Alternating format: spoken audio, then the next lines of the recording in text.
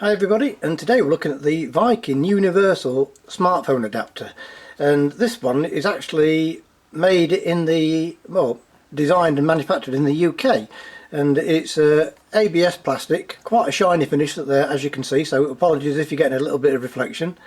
So just a little look around it first. To clamp it onto the eyepiece, you'll see some little pads there on the inside, and as you turn the outer wheel here, they move in and out, and so you can clamp it on to the eyepiece, and I'll give a demonstration of that very shortly. And here we have the part here to put the smartphone, and all you do is this little dial here, unscrew that. You will have to unscrew it quite a few times until your smartphone fits in there.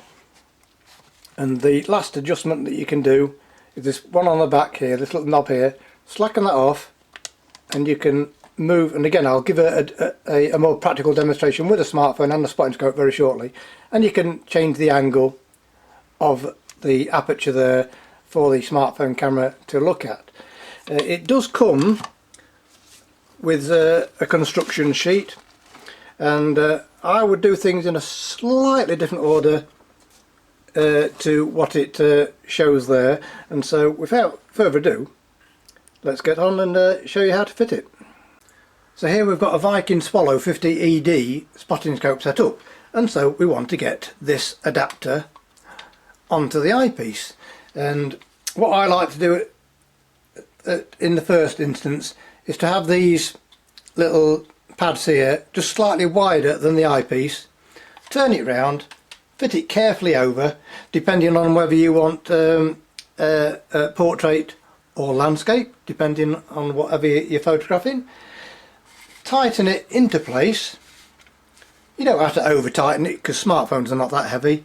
And then I do it in this order because once you have the smartphone already on there, now I will demonstrate how to do that, it just, because you've just turned it a little bit, it's simply a case of just put it on, done. And so that is what I would do first. Just get the width of the clamps just a little bit wider than the eyepiece, and so now we'll show you how to put the smartphone on. As you can see, the adapter is looking slightly different to earlier.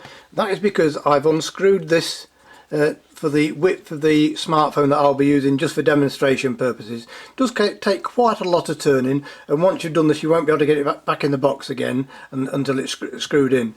It does come with a soft pad there and rubber at either side, so you shouldn't damage your smartphone. So here we get my cheap and cheerful smartphone, and what we do is just clamp it into position in a spot where you're not touching any of the on and off buttons. Clamp it in like so,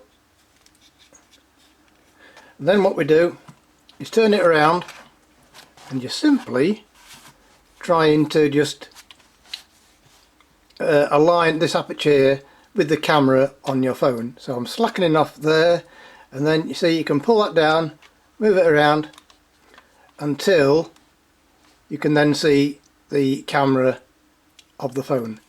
Clamp it into position, and that is now set up ready to go on the spotting scope.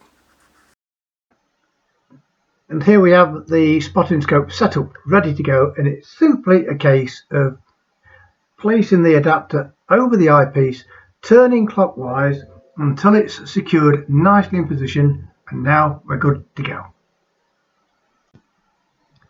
All set up now, looking at some delightful autumn colours in the back garden, and as you can see that there is a circular image. You can get rid of this by simply cropping in on your smartphone if you want to do so.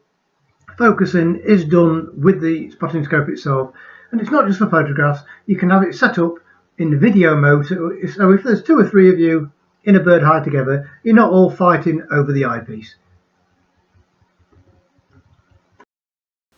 So if this video has been of use to you, helping setting up and use the Viking smartphone adapter, the link to purchase is in the description below. Obviously you are supporting our channel by doing so, And so thank you very much for watching, and I shall see you next time.